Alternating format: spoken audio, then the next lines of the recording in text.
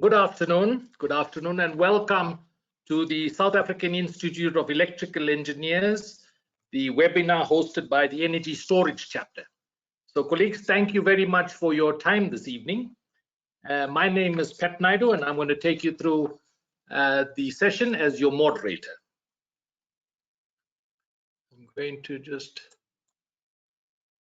get my screen organized.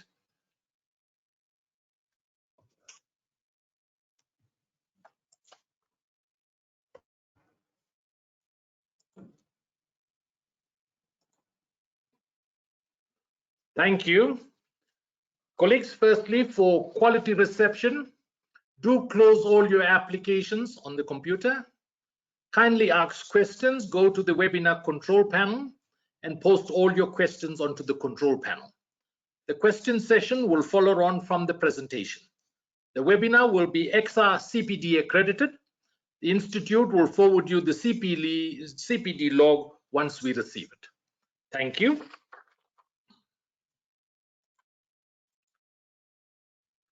My name is Pat Naidoo, and I'm your moderator for this evening. And I'm going to introduce firstly my host, Professor Chandima Gomes. And Professor Gomes joins us from the University of the Witwatersrand. Professor Gomes is currently the chair for the Institute's Energy Storage Chapter.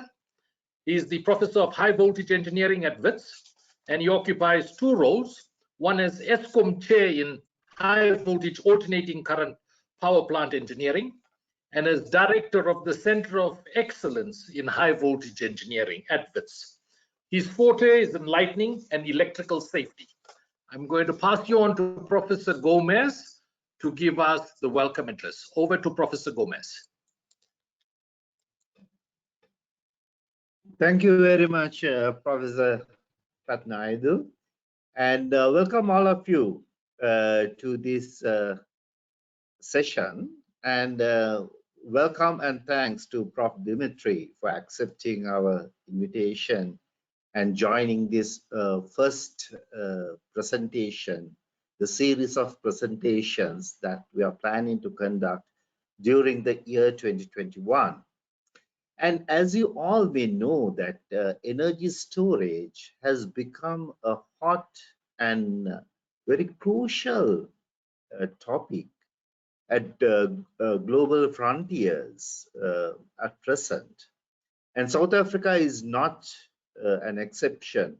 So here in South Africa, we feel that this field is blooming everywhere, from the most developed countries up to the least developed countries as well. And the SAIEE Energy Storage Chapter has been established, and we are operating with the aim of giving a boost to the energy storage sector in this country in many ways that we have planned. And we have a number of activities in our basket. At the moment, unfortunately, we are restricted only to the online platforms, but in the future, we have many other activities planned to be launched. So therefore, I invite all of you to become a member of the Energy Storage Chapter of South African Institute of Electrical Engineers, if you have already not a member. So with that invitation, I wish you a very pleasant and fruitful event today. And I would like to hand over the mic to Prof Pat Naidoo. Enjoy the evening. Thank you, Professor Gomes. Thank you very much. It now gives me, colleagues, the opportunity to introduce Professor Dmitri Bessarabov. Professor Dmitri is the Director of the Hydrogen South Africa Infrastructure Center of Excellence, which is resident at Northwest University. Professor Dmitri has strong roots in academia, hailing from Moscow and Stellenbosch. He has deep experience in industry, and this has led to his passion for hydrogen across the entire value chain, from production to storage to application as electrical energy. So we welcome Professor Dmitri to give us his address for this evening. I'm now going to hand you over to Professor Dmitri. Over to you, Professor Dmitri.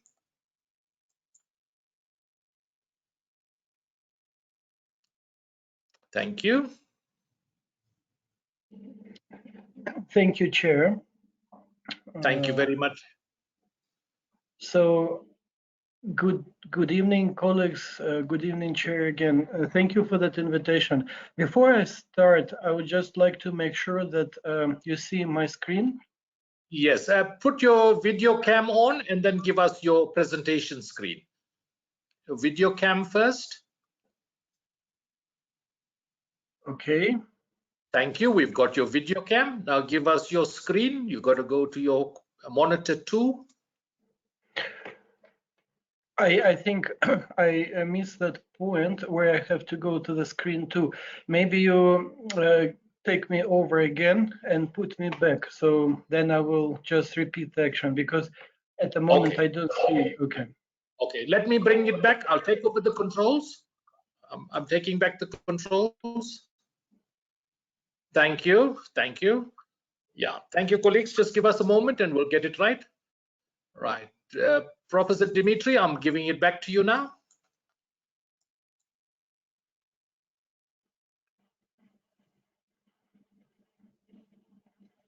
Right, we can see you. Your video cam is on. Perfect. Perfect. We got your presentation. Thank you, sir. Perfect. Perfect. You may. Perfect. All right, colleagues. Before that nice long Easter holiday, Easter weekend, let us enjoy the opportunity to communicate. And the topic I would like to speak, and I was kindly invited, very honored about that, to speak about hydrogen opportunities in South Africa and what kind of business opportunities these are. We're going to talk about the hydrogen primarily as a renewable hydrogen. And I will provide a brief introduction of what we do using this opportunity of invited speaker in terms of HySA. And most of my slides will be about opportunities that possibly could be unlocked for our country in the combination of renewable energy, in the combination of hydrogen and precious group metal. So I titled my presentation, "The Future of Hydrogen Economy in South Africa, Prospects for Growth and Value Chain Benefits." So as the introduction, as a kickoff start for the presentation, I just want to show you a picture that I took in 2019 in Norway. I'm standing at a place where the glacier was in 1920, and then as a background further up there's an arrow indicating where the glacier is now, and this is purely a result of the global warming. And we know we can do a lot of other examples of our issues that comes with climate change, with air pollution and whatnot. So having this picture shown, let me go straight to the table of content that I would like to speak about tonight. As I mentioned, I will touch base the policy context and background of HySA, how we are fitting in the current landscape of policies and various government directives.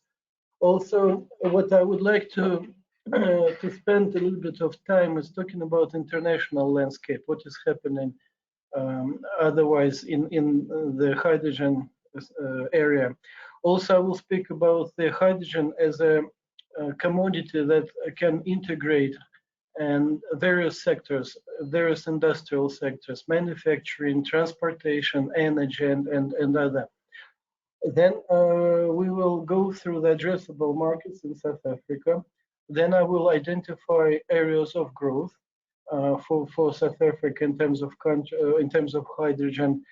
And then, of course, I have to touch base about the challenges and the opportunities that we still have to overcome.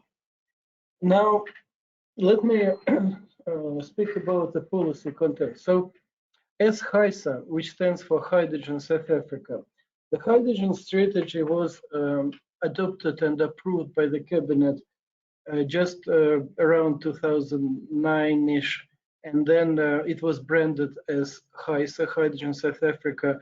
And we are not in isolation in that respect. There were other related documents, of course, and this is the map of those documents, starting from the very earlier Occupational Health and Safety Act as 1993, that speaks about flammable gases, that speaks about pressure vessels, which of course relates to the hydrogen.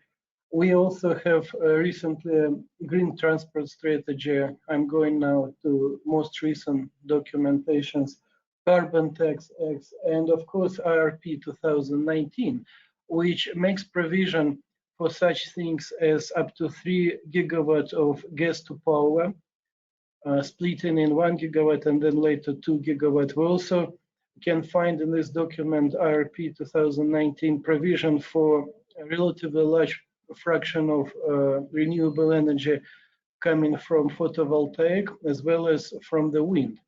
So these are all documents that one or another relates to the HYSA, because HYSA is a multidisciplinary project which beneficiates not only renewable energy but also mineral base of South Africa.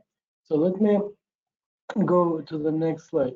As you of course know, South Africa is blessed with the largest deposits of PGMs, which stands for precious group metal in the world. And PGMs, notably platinum and iridium, are the key components for hydrogen technologies. But to add to that, platinum is used in many industrial applications, starting from the right, from the oncology medication and the heavy industry. Platinum is seen as investment, of course, opportunity to the heavy industry and auto catalyst component for the exhaust pipe vehicles. And there are other countries such as Russia, Canada, and Zimbabwe. That's about all who can offer the PGMs actually to that market. The other component why HYSA was conceived is the consideration of the renewable energy. This is well-known map of the solar radiation that makes comparison with the solar radiation in Germany and in South Africa. So in Northern Cape, we have one of the best solar radiation resources in the world, and also wind also should be mentioned. It's across the coastal site is very good as well. So just another interesting fact that we have a lot of transmission losses, and most of the power is generated in the northern part of the country. And if you look at the picture where I put a distance between Rome in Italy to Frankfurt in Germany, it's 950 kilometers. So these are distances that our transmission power lines have to go through. And that, of course, presents the security energy concern and many other maintenance concerns and so forth. Within that landscape, the HYSA was conceived, and HYSA is made of 3 centers of competence hosted by Northwest University and CSR. Then there is another leg of HYSA is hosted by Mintech and UCT, and another leg of HYSA is hosted by University of Western Cape. So what we do in terms of hydrogen at Northwest University and CSR, I put a map. So in the middle of that slide, there is a hydrogen value chain. And it all starts from PGM, minerals of South Africa: iridium, platinum, palladium, osmium, rhodium, and ruthenium. On the right-hand side, out of mining, there's an arrow that going to the fuel cells, and on the left, it goes to the electrolyzer. Both technologies are similar, and both uses platinum group metals. So we are all about electrolyzer development and fuel cell testing. So pictures here is Rick at the Pretoria office at CSR, where we convert hydrogen to methanol by hydrogenation of CO2. The orange yellow box, it's our hydrogen electrolyzer generator that replaces gas cylinders in the labs. We're also heavily involved in projects for mining. On the bottom, you see aerial view of the very large facility where we do testing for mining ventilation. If mining sector would like to adopt hydrogen, it has to be ventilated for the safety level. On the right corner, there is a low-profile dozer for mining sector that we put with hydrogen storage on board, and a number of books that we produced on hydrogen and specifically electrolysis. This type of the operational portfolio that I manage. Now, a lot of talks will be about hydrogen, and if it's a renewable hydrogen, it has to come from the splitting of water. So we're all about electrolysis. So we start from the fundamental understanding on the bottom. We go to PGM beneficiation. We have a proprietary technology to solubilize iridium. It's a very hard metal, hard to deal with. Then we do catalyst benchmark for electrolysis. We do catalyst-coated membranes for electrolysis. We do testing and characterization. We do stack development and system development. So this is a vertical line that allows us to be very flexible and productive. So this is just a picture of that mining facility that we have. But there's information on the website available. In terms of the HYSA infrastructure roadmap, the heart is electrolysis, and then we have associated technologies to hydrogen storage, which stands for LOHC. It's liquid organic hydrogen carrier. We look at the compressed hydrogen, we look at electrochemical hydrogen compression, and then further on the peripheral area, it's power to X and ammonia, which is also seen as a very useful hydrogen carrier chemical. So what happened at the international area and landscape in terms of hydrogen? So let's talk about the hydrogen production globally. You might be surprised that hydrogen is produced in top 5 of chemicals commodity in the world. It exceeds 70 million tons per year. And most of the hydrogen is produced from the fossil fuel, notably by means of steam methane reformer, SMR, so to speak. And we call it gray hydrogen because it's a lot of CO2 comes as a penalty with this process. Just for your interest, I think it's not that known information, but Sasol makes about 2% of world hydrogen production. This is an incredible large number for such a relatively small country as South Africa.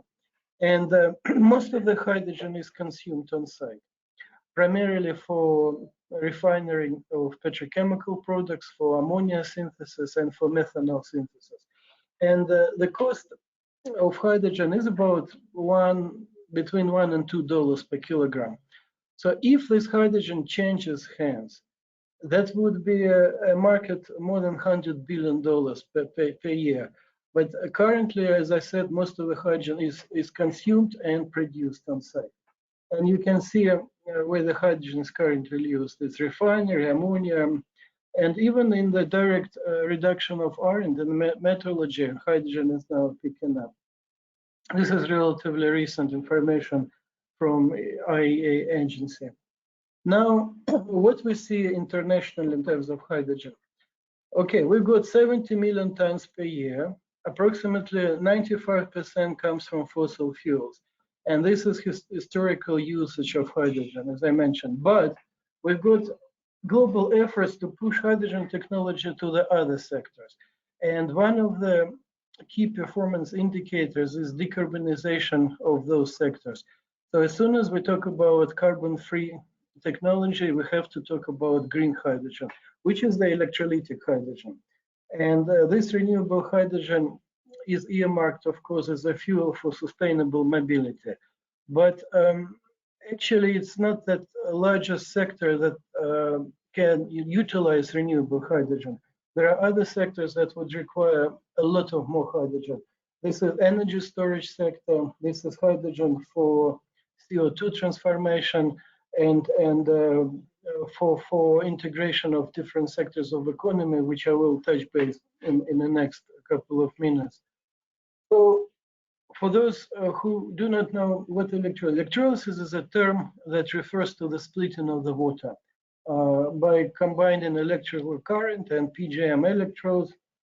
And the beauty of that process is such that water is used to make hydrogen. And given the, on that slide, amount of water in a cubic kilometers, hydrogen can be seen as everlasting fuel, because this just water is incredible on our planet. Now, when water is split, we produce oxygen and hydrogen. And these are just a couple of technical pictures.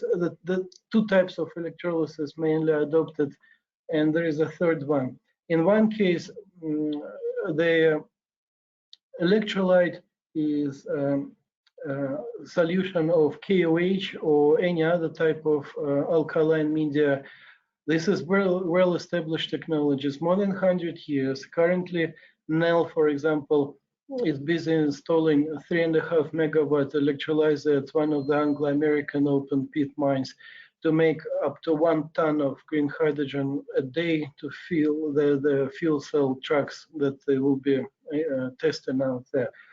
Then in the middle, it's a very low TRL level. It's a so-called solid oxide electrolyzer where high temperature ceramic is used, and in that particular case, the charge carrier is oxygen minus charged anions, and this, as I said, still at the laboratory use. But then there is the so-called PEM technology.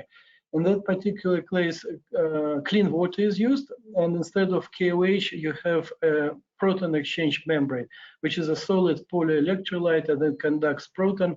So in this particular case, the charge carrier is proton. And there are two different mechanisms how to split water, but in any case, you end up with oxygen and hydrogen. Now, the history of acid electrolysis, it actually dates back to very old times when there was electrolytic splitting of water discovered.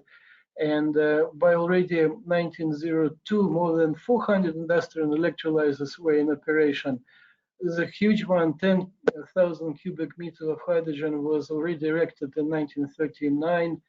And then in 1978, advanced electrolyzer systems started to appear. So in terms of electrolysis, it's a well-established industry, but it's still a relatively small in terms of volume, because about 95% of hydrogen is still coming from the fossil fuel.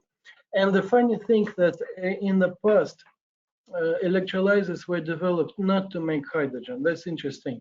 Those PEM electrolyzers were developed for military applications, for the life support system, and at that time no one could care about hydrogen. People were caring about oxygen for space station missions, for submarines, and so forth. That is why those units that were at that time developed, they're oversized, overpriced, and so forth. So the challenge is now how to adopt that technology and make it at a large scale with cost efficiency. You might be interested in asking me, okay, fine, how much renewable hydrogen costs? There are different matrices how to assess the cost of renewable hydrogen. What you need to know is about 80% of the feed in this process is electricity. 80% cost comes from electricity cost. And if you can make the cost of renewable electricity down to, say, 2 US cents per kilowatt hour, you will be able to make the parity of the hydrogen at the coming from the fossil fuel, from the steam methane reform. However, it's not an issue. I can already in HYSA labs make low-cost hydrogen from renewable energy. The challenge is to transport the hydrogen. The challenge is to store this hydrogen. That's where the cost is coming to play. When people say how much your hydrogen costs, one need to understand the question whether it is hydrogen delivered on site or is hydrogen produced on site. But technically, one can already at scale make hydrogen with a parity of SMR, fossil fuel hydrogen. The technology to store hydrogen and to deliver it on site is a different topic that we might be able to touch in the next presentation. In any case, currently the gray hydrogen market is a huge market. Ammonia, methanol, petrochemistry, these are all multi-billion markets. Current electrolytic hydrogen market, if you want to know, let's join to the next slide. So these are domains of the relatively small volumes for the electrolytic hydrogen. The first example, ESCOM power station. Every generator has to use hydrogen in South Africa and actually across the world to cool down generators because of the excellent heat transfer property of hydrogen. So ESCOM uses a lot of hydrogen. In a laboratory, these are really small volumes, but laboratories pay a lot for rental of gas cylinders from FROGs and from air products and whatnot. Glass manufacturing, relatively large consumption of hydrogen. Metallurgy is picking up. Food industry, margarine is made with the hydrogen. Electronic manufacturing, those microchips have to be made under the reducing atmosphere of hydrogen. However, the current trend, multi-megawatt and gigawatt scale. So let's see what we can offer in that area. So the industry who is working in the electrolysis space, they do realize that no one is really interested in a small scale. We need to go megawatt and gigawatt scale. So the champions, there are just a few I mentioned here. They come up with modular construction that you can put in a container and scale up as much as you want. This one, for example, Proton on Site, which is now part of the NEL, their famous M series to 50 kilowatt unit of power intake. This is the 1.5 megawatt PEM electrolyzer from Hydrogenics, the building block to make it at a large scale. These are building blocks from Siemens, all PEM technology. So these days, if you really want to build something big, you start with typically 1 megawatt building block and then upscale it. Okay, you can say it's fine, nice and dandy. You have 1 megawatt electrolyzer, but how about gigawatt scale? Let's see what the recent announcements across the world, in Europe, in Australia, in US is happening. So Asian Renewable Energy Center in Western Australia, they made commitment to make 14 gigawatt of electrolyzer. So electrolyzers are measured by intake of the power. So that's how it's judged. Output 1.75 million tons per year of hydrogen. That will be done for the green ammonia production, and it's planned actually to be shipped to Japan, and also ammonia can be burned in gas turbines, so it's actually a very good energy carrier. Okay, 14 gigawatt. In North Holland, another project, 10 gigawatt, Shell and many other gas companies involved. Estimated completion day 2040, 2030, but at least like 1 gigawatt will be by 2027. It's a big project. Aquaventus, 10 gigawatts in Germany. So it's green hydrogen. It's again PEM technology, and we talk about not so far from here, 2030, 2035. And another one is called Hydrogen Hub at Gladstone, 3 gigawatt. Again, Australia. Australia is beating us actually in terms of renewable hydrogen. They're very serious. They already have deals with Japan to ship hydrogen to them and so forth, because they also have very good renewable energy sources. So why I'm showing this slide? I'm showing the slides of the commitment to make renewable hydrogen. And our analysis, internal analysis, it's not rocket science, you just need to spend a lot of time reading the documentation, suggests that by 2030, 30-ish kind of, we expect 80 gigawatt plant of renewable hydrogen. 80 gigawatt, if you think. Now, the interesting part of that calculations, what it actually does to South Africa, because the presentation is about benefits for South Africa. So as we're experts in electrolyzer development, we make a certain assumptions. These assumptions are technically sound, but because of their proprietary nature, I cannot disclose them, but you should trust me. So if we do technical assumptions, 1.5 kilowatt per cell of electrolytic cell of our design. Of course, there are many other designs. Area of the membrane area is proprietary. Then it has to take iridium as an anode catalyst, has to take platinum as a cathode catalyst. And if we use just our assumption, we talk about 98 billion value of iridium will be required for that 80 gigawatts of electrolysis, and 18 billion value of platinum will be required. And if South Africa takes shares of that, even 50% of the share, I think we'll take more. This is the huge income for the country. Not to mention that mining sector already contributes up to 20% of GDP to South Africa. If you look at the recent reports from Anglo, they are starting paying astronomically record high dividends to the shareholders, and they're doing very good. Well, metal prices went up.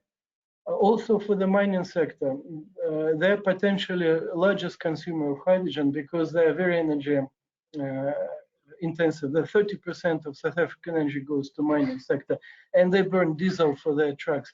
One mining truck can burn 1 million tons of diesel, kilograms, sorry, a year. Then the energy mining sector wants to be secured. We've seen 500% increase in electricity cost over the last 7 years. This information is publicly available from the Mining Council on the website. So these are type of things that we should keep in mind. But again, 19 billion value in iridium, it's only now. Show you next slide. I think it's going to be much more.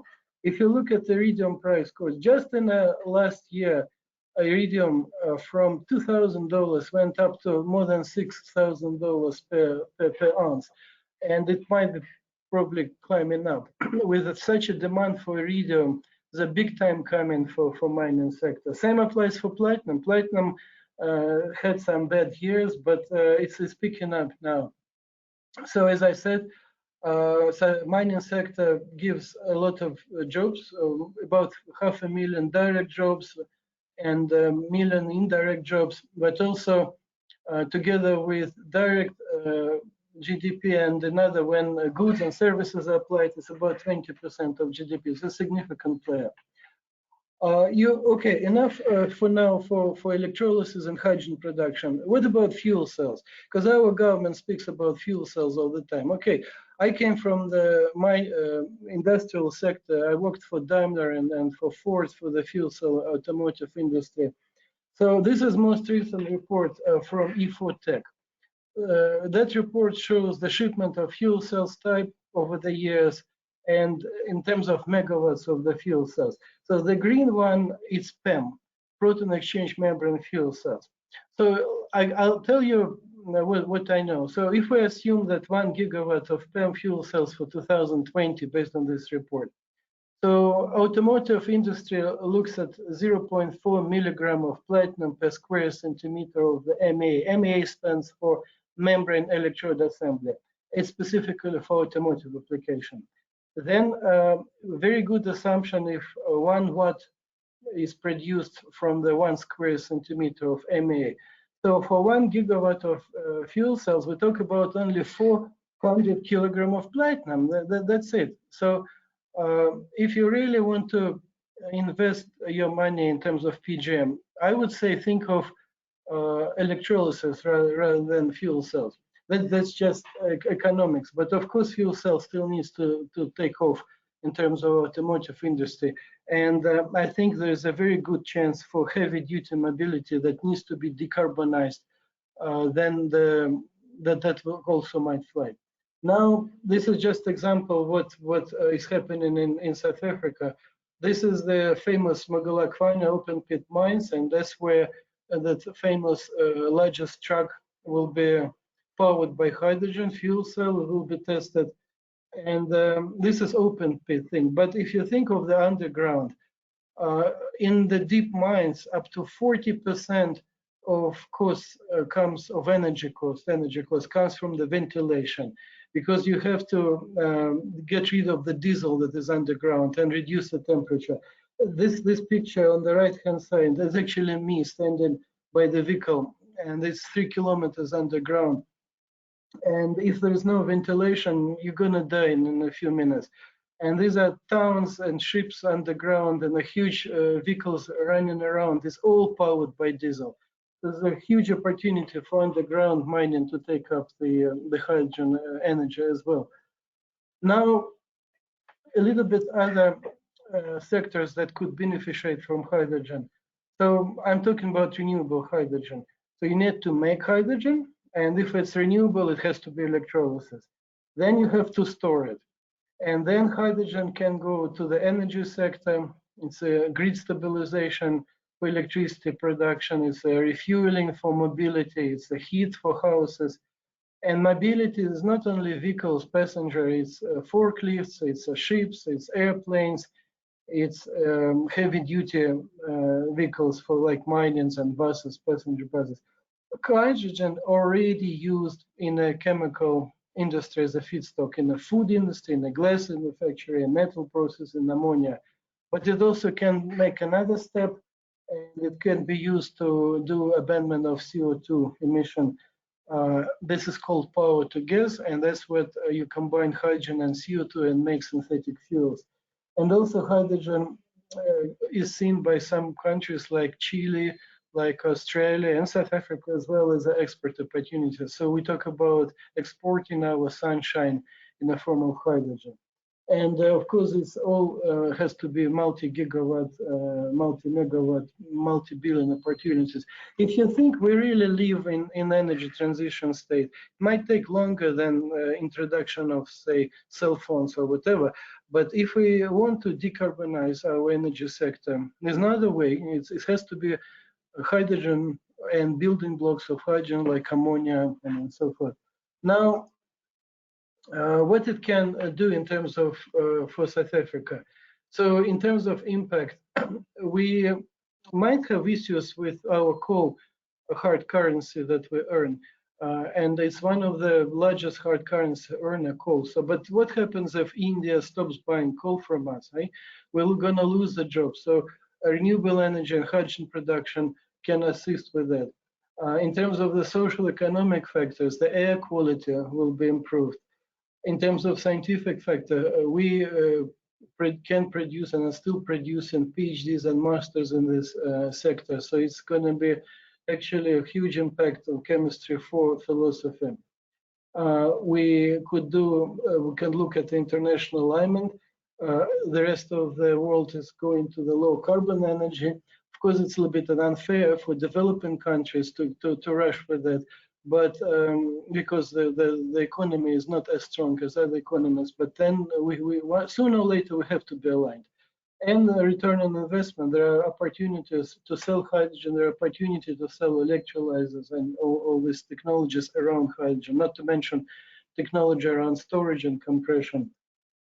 So in conclusion, what I would like to say, we do have technical challenges, we do have economical challenges with the technology, but we have to acknowledge, and this is what is happening, there is an unprecedented momentum for hydrogen observed internationally. And I think we are really observing the energy transition now period, which might last another 50 years. In terms of hydrogen, we should speak of gigawatt, not less than that. If it's energy, it has to be a lot of energy, it has to be measured in gigawatt. And HySA, I'm pushing for partnership with international public and private sectors. And so far, a huge acknowledgement goes to science and innovation, specifically for Rebecca Masamaruli, for Cosmos Shitema, for Mbangi and Mendy, that are guys driving this program for the last 10 years.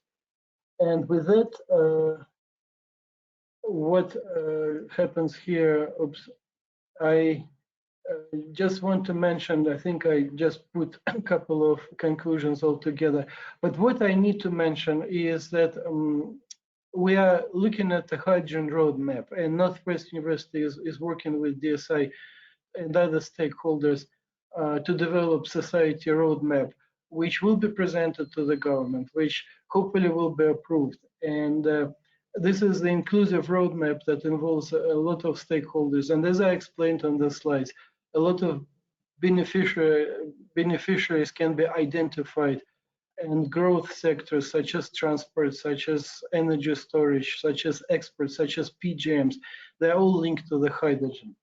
With that, again, acknowledgement to DSI, and I'm done with my presentation, colleagues.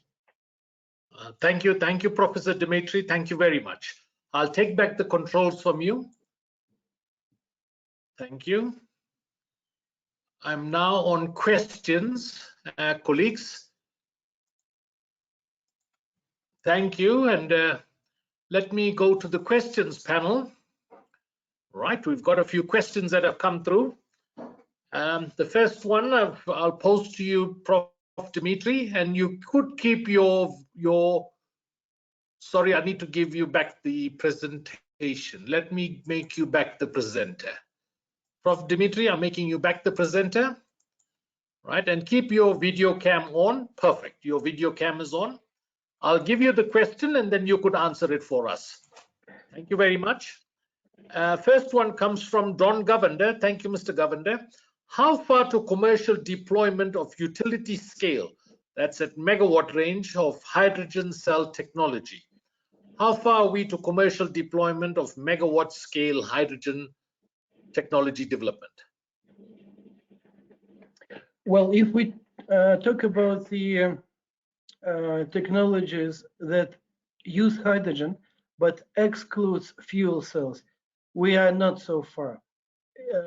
Kawasaki Heavy Industry, Siemens, General Electric, and you name it, they're all working on the very large scale turbines that's going to run on ammonia and hydrogen, and that's going to be implemented in a few years from now.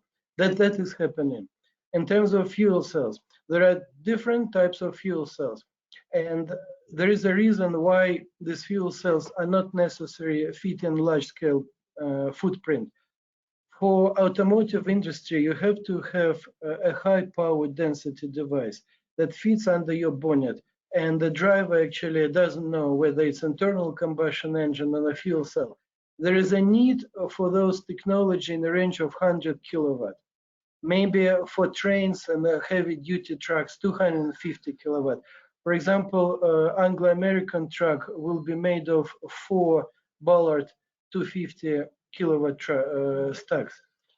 You don't need anything else because it has to be high power density and mobile. In other applications that are stationary, you need to look at the bigger picture. What is going to cost you to maintain the fuel cell? What is going to cost you to have hydrogen for that? So the question is, for megawatt fuel cell application, a CFO has to think twice before signing the check. For other applications, this is going to come. Thank you, sir. Thank you. Let's take the next question. We've got one from Prince Moyo of ESCOM. ESCOM has and will soon have excess renewable energy as the country changes its energy mix. Are there jurisdictions in the world that are using excess renewable energy to manufacture hydrogen? For example, California. Is this currently happening, using renewable energy to manufacture hydrogen? Well, in California specifically, a lot of refueling stations still capitalizing on gray hydrogen that comes from the huge steam methane reforming processes. However, on the coast of US, there are green corridors that uses renewable hydrogen. California, of course, will be using renewable hydrogen as well as, but they do have a cheap hydrogen from the existing infrastructure. One of the largest methane reformer plant built by Air Products is located in California. But if you take a look at other parts of US, for example, Arizona, that's where the famous Nikola Motors is planning to roll out the huge renewable hydrogen production. They have such a good solar resources that they're looking at 3 US cents per kilowatt hour. That brings the cost of hydrogen to the level of gasoline equivalent. In US, they use GGE, gasoline equivalent cost. And what is also, I have to mention, there is a shift in thinking of using hydrogen for mobility. The sales of light passenger cars like Toyota Mirai and other is not that large and as expected. In fact, 2020 was the lowest fuel cell sales worldwide and specifically in California. However, what people do see the benefits of heavy duty mobilities where the storage and space is not an issue. And I'm talking about the buses, the heavy duty trucks. I'm talking about the trains. I don't know if you know, but in Europe, about 30% of railway is not electrified. The cost of electrification of 1 kilometer of railway in Europe is about 2 million euro. Has to do with distribution boxes, has to do with cables. That's why they go big time with the trains that run on hydrogen. So mobility will be adopted. I wouldn't say as fast as we were hoping for passenger cars, but for heavy duty, yes. There is a merit to decarbonize those big emitting heavy duty vehicles. But California is very special. They do have all these emission restrictions. And if they use already existing hydrogen produced by industry, they already meet an existing. I think it was also a question about the storage and restrictions. There is no restriction to make hydrogen. However, as soon as you store it, you have to follow a variety of regulations that are applicable for flammable gases, applicable for high pressure vessels and whatnot. There are technologies that allows you to store hydrogen at ambient pressure, such as we are working, for example, on liquid organic hydrogen carrier. And this technology is very promising technology for power stations. And that's what already happening in US and in Germany. Thank you, Professor Dmitri. I've got one from Frick van Kerk. What will it take for hydrogen to gain ground in the mobility market, given the success of batteries? We've got some competition from batteries. It's a very good question, and I think it's never-ending question. Thank you for asking that. So what we need to understand, we need to operate now in terms of usable energy. And to my mind, absolutely no question, for the short distance commuting, electrical cars is a winner. If you need to do day trips to your grocery and to your work from the office, 100 kilometers a day, that's 50 kilometers a day, that's what you need. And this is ideally for electrical mobilities. Even for a little bit longer distance, like 300 kilometers, these modern electrical vehicles already make that. Now, if we look at the usable energy, and if we want to put truck that moves 50 tons of goods around, the battery weight for that probably will be in around of 3 tons, given that Nissan Leaf battery initially was 800 kilograms, and then they went down, I think, down to 400, 300. And then if this truck is taken uphill, this battery needs to discharge very fast. And what happens probably is they're going to explode or deplete so fast, then they will just have to be replaced. In those type of applications for heavy duty mobility, the usable energy as a function of weight on the powertrain will play key roles. And to answer this important question in short, I would say none of the technologies are ruling out each other. In a fuel cell vehicle, there is also always a lithium-ion battery sitting there for idling, for whatever applications. And for the short distance, battery is a winner. For long distance and heavyweight applications, it had to be something different, but not a battery. And just maybe 1 second on that point. As you increase with your fleet of electrical vehicles, you would have to increase cost and capacity of your infrastructure. Your copper cables gets bigger and thicker. Your amount of distribution boards is getting bigger and thicker. And if you talk about 3-4 minutes charge time that the Tesla can accommodate, you need really high power sources of energy. Imagine it somewhere in the middle of nowhere, even along the N1, how much is going to cost to put that? But hydrogen, it's not that. You make the first capex investment, but then you are good to go. If you have millions of cars on the road, it's fine. If you have 2 million, the same infrastructure will do the job. No, thank you. Thank you. Well done. Let me introduce Martin Creamer. Martin's got a question here. When is the Hydrogen Society roadmap due to be viewed and approved by Cabinet? And what does the word society add to this technical subject? Hydrogen Society roadmap. So the owner of, no, Martin, thank you for that question. The owner of the roadmap is the Department of Science and Innovation, and I can speak only on limited behalf on that. So the process started last year. It went through a number of public consultations, workshops, engagement with stakeholders. We are planning to have a very large engagement workshop to present our baseline assessment. And without going to details, I do expect that it will be presented this year to the government. That's all I can say, because I don't want to open up the schedule of the government. Now, what in my conclusion, I say technical and economical and regulatory challenges, but there are also social challenges. The social challenges is acceptance of the technology. We still cannot drive a car in South Africa because in Toyota Mirai we have 700 bar storage tank, and it's not allowed in South African regulations and so forth.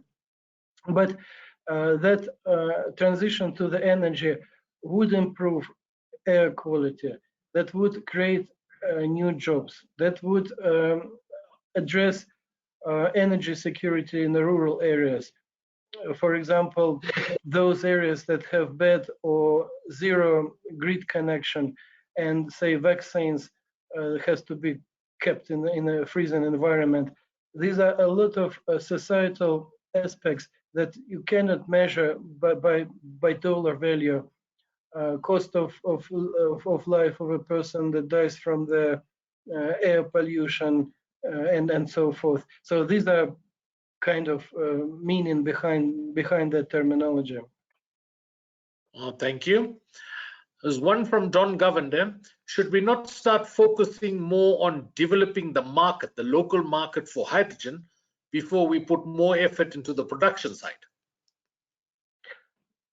To my opinion, it's a very good question. It should come hands in hands in parallel. And we see already that those guys, those industries that need hydrogen, they already developed that market. I don't know if audience know that in the Vandenberg area, there's a pipeline of hydrogen made by Sasol and maintained by Air Products that sends a lot of hydrogen to Impala Platinum Refinery, and hydrogen is used for base metal refinery. Hydrogen is used by Eskom to cool down their generators, and hydrogen in Europe, for example, is used to sink unwanted renewable electricity into the existing national grid. That's called power to gas. So there are applications that already use hydrogen. I think what the question is whether we want to develop new applications for the renewable hydrogen? And the answer is yes. There are applications. We are waiting for the outcome, for example, with one of the European funding body to develop a cooker for rural area that uses hydrogen for heating up. And you don't need to use flame actually, because you can catalytically combust hydrogen. These are new applications. But what do you think that 70 million tons of hydrogen go to? They are going to industrial applications. So I think whether this question developing applications or developing market, I think we need to bring costs down, and then the market will pick it up immediately. So the question is the cost, but not the market.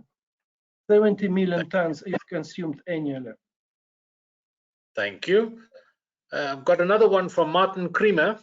How many underground mines are taking steps to convert to use hydrogen in mining ventilation? And will this change be accompanied by hydrogen fuel cell mobility in underground mines? So the picture that I showed you, 3 kilometers underground, actually 3.5, it was a hard rock deep mine in Canada. So Canadians are very big on that. Australians are very big on that for underground. A South African sector is also interested, but the nature of the mining sector is such that it's very conservative. And I think Anglo is taking the right approach. They're starting with the open pit mines, where restrictions of the regulations is not that hard. Because it's open pit mine, what you do, you follow the flammable gas and pressure vessels regulation. That's about all. As soon as it goes to the underground, there's no legislation how to bring hydrogen underground. So that's why we build that ventilation facility. But I think it will start soon after the adoption of open mine. We will migrate to the underground. I don't know if South Africans will be the first. I think that Canadians will be the first, but it doesn't matter. Mining sector is very similar across the world. The fuel cells, yes, those heavy duty vehicles will have to operate on the fuel cells, and that obviously will be a consumption for hydrogen. And the mining sector is not stupid. They know that they can buy fuel cells off the shelf. There's no development needed for that. What is needed is how you bring hydrogen underground and how you store it on the mining vehicles. These are open questions. Thank you. We've got one from Shane Wessels. Electrolysis using desalinated water. What is the commercial use or options of brine as a byproduct? Okay, so let me clarify the terminology. The brine is a concentrated solution of salts in water. When we do desalination, and if we do desalination of ocean water that has about 30 grams of salts dissolved per liter, we of course will have a reject of the water, which is about maybe 70% will go to the reject, and it will be higher concentration than 30 grams per liter. Since it's an ocean thing, you just throw that back to the ocean, and there's no use for that. If we talk about the oversized desalination plants, then the clean water definitely will be a commodity for arid countries like South Africa. And we did the calculation, actually CSR did a good job in terms of this calculation. The cost of desalination is getting lower and lower, and it's a small fraction of the cost of the electrolysis, especially if you oversize your desalination plant. But otherwise, brine, there's no use for brine. Right. No, thank you for that. Thank you. I think we've exhausted the list of questions that have been posted to us. I got another one here from Professor, oh no, Professor Gomes has answered that. No, thank you. I think we've exhausted the list of questions that have been posted. Is there any further discussion, Professor Gomes, would you like to have? Can I pick you up?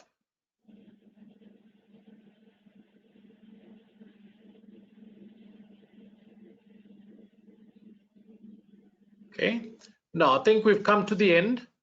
Okay, let me thank you, Professor Dmitri, for taking the questions, and I'll move over to take back the screen.